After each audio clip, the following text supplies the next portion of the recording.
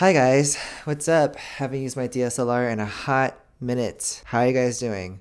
I hope you guys are having a good day. I am currently uploading my YouTube video where I spilled some tea while doing my makeup, recreating a makeup look. You can click one of the cards somewhere in the video. Yeah, if you want to check it out. While I'm waiting for my video to upload, I thought I want to open up to you guys about something that I have never really talked about ever. Like, I have told my friends from back home, like some people online, as well as, my family that I already know, especially my sister, because she told me about all of this. But if you click the title and if you're watching this video, you probably already know what it is.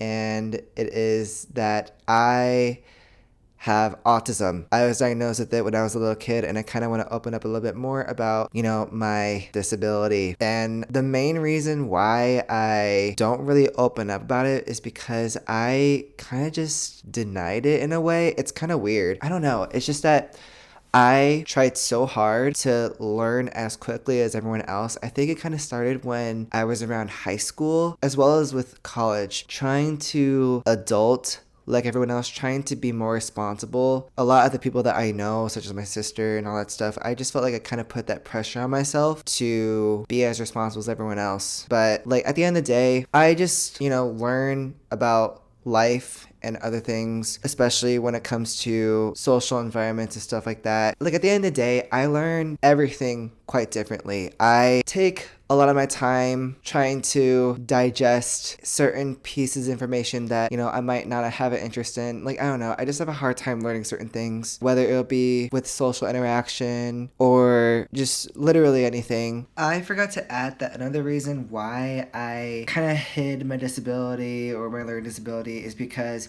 I felt like if I mentioned that to everyone else, I feel like I'm making it as an excuse for me to make the mistakes that I've been making for so long, whether it would be for networking with other people or talking to other people, just anything that has to do with social interaction whatsoever, trying to build connections. I just felt like if I keep bringing the fact that I have autism, I feel like more people are gonna think like, oh, like you're just using it as an excuse that you could be an asshole. Like, no, like this is literally my life. This is the shit that I have to deal with every single day. At the end of the day, like if you understand where I'm coming from as a person who literally just trying to coexist as a human being, like if you understand where I'm genuinely coming from, as long as you respect me, then we're fine. If any of you guys are watching this video, and if you know me personally, I have said a lot of problematic stuff in the past. Some people might forgive, some people might forget, some people just don't want to forgive nor forget, and that's completely fine. It's your choice, whatever.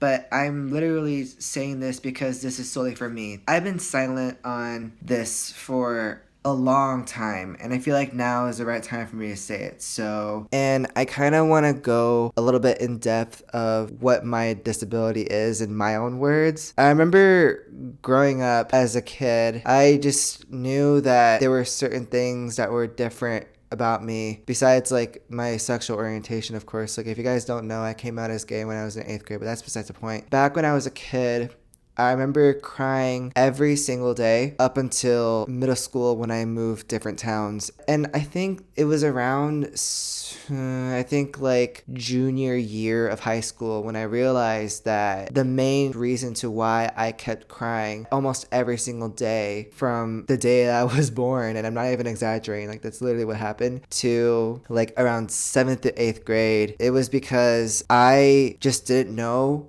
what was going on around me. It was this kind of like sensory overload where I would have to interact with other people, talk to other people, and having to deal with answering questions or solving problems that might not be difficult for everyone else, but for me it's difficult because certain things kind of stress me out easily, and so then I start to get overwhelmed easily, and then I cry. That's basically the main reason to why I pretty much cried almost every single day. And I guess life became a little bit more difficult for me ever since I started college, really. It's just that, when it comes to transitioning from childhood to teenage years to turning into a young adult, it's terrifying when it comes to coming up with a plan to jumpstart your life, whether it'll be making and saving money so that you could support yourself financially, to going out and taking your own steps to find your balance in life. And for me, it's taking me a longer time to figure out what I want as an individual myself, especially outside of autism. It has a lot to do with my depression and anxiety, and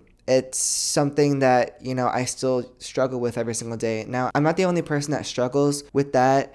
I know that when it comes to transitioning from being a teenager to being an adult, it's a kind of weird transition when you realize that you're not going to school anymore. Now you have all this free time to figure out what you want, and that's something that a lot of people aren't really quite prepared for, because I feel like that thought of transitioning from being a teen to being an adult is kind of like shoved under the bus, I think. And a lot of kids like me, we all go through these kinds of trips where we get overwhelmed because we don't know where life's gonna go for any of us, really. But I feel like I'm going off a tangent, so back to autism. I remember not looking at people in the eye whenever people try to talk to me. I know it's a proper way to communicate with other people, but one of the symptoms of autism is having a difficult time trying to look at people right in the eye, because sometimes for me, I just feel like it's kind of invasive, even though that's literally how you talk to people. It's a little bit funny for me thinking about it now, but it's just a thing that I struggle with. And just so that I could stop going off a tangent, I'm gonna go look at some of the symptoms that people with autism have, like myself, because I forget a lot of things. That's also another symptom of people who have autism. A lot of the times people with autism, they get distracted easily, and they also tick, like people who have Tourette's. And lately I started ticking recently. I mainly do vocal tics and muscle movements, so whenever I would jolt my head into in a certain direction, that's a tick of mine that I kind of developed recently. With vocal tics, luckily and fortunately, I don't have those cuss word tics, I just say hey, hey, hey. That's another tick that I started developing. So that vocal tick and the head jolt are two of the only tics that I developed for a while. It's kind of weird now that I think about it. But yeah, let me just grab my notes really quick from my phone, so I'll be right back. So people who have autism is a spectrum, which for me, I'm at the lower level of autism, where it's I could still talk to people and that I could develop a vocal speech or whatever, as well as with my physical features, I can function like the average human, I guess, or whatever. I'm pretty much at the lower level. People who have a lower level of autism, they have what's known as Asperger's, which mainly focuses on people who have a difficult time socializing with other people, as well as having a difficult time with social cues. That's something that I've developed when it came to autism. Basically, I do have sensory overloads at certain places where, when it comes to I guess closed spaces, for example, when you go to the mall, I remember a couple of times whenever my family and we would go to the mall, there would just be so many people moving in different directions, because of course it's a mall, it's a public area, right? So sometimes whenever I try to find a focal point to navigate through whatever store, it could be overwhelming because of the movement of everyone, as well as the colors that are being displayed. There was one incident that I never thought would happen to me in my life, where there were so many things around me where people just keep moving, and then there's so many shapes and so many items that are laid and hung all around me. And when I got to the food court with my sisters, I thought I was going to pass out, and that's something that I never had in my life, which is kind of scary to me. Looking back, I kind of realized that I really didn't have an interest in almost anything, especially when it comes to being in school. I get distracted a lot and I daydream. But, I did found some stuff along the way, and that is music and art.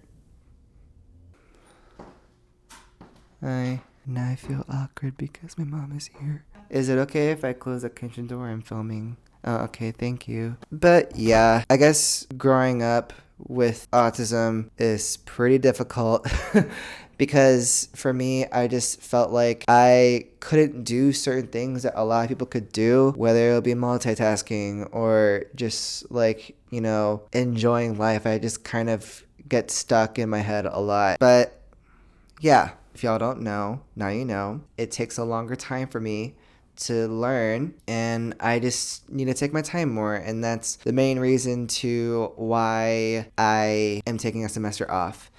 And I'm considering getting more assistance from the school, which I'm so lucky to have. I'm so lucky to have friends and family to be there to support me, and I can never thank them enough. And I feel like I haven't shown. Speaking of feelings, another thing that people with autism have is just they get really sensitive to emotions a lot, which is, another symptom of autism. Because, for me, whenever something small happens, I get so worked up over them, and then I get emotional, and I either get upset or angry, and it really affects my relationships when it comes to, spending time with friends and spending time with family. Yeah, a lot of social skills I need to work on. I feel like all the things I'm trying to explain is just still unclear, but just announcing it to the world, I guess, as cheesy as it sounds, it's just what I really need to say, because I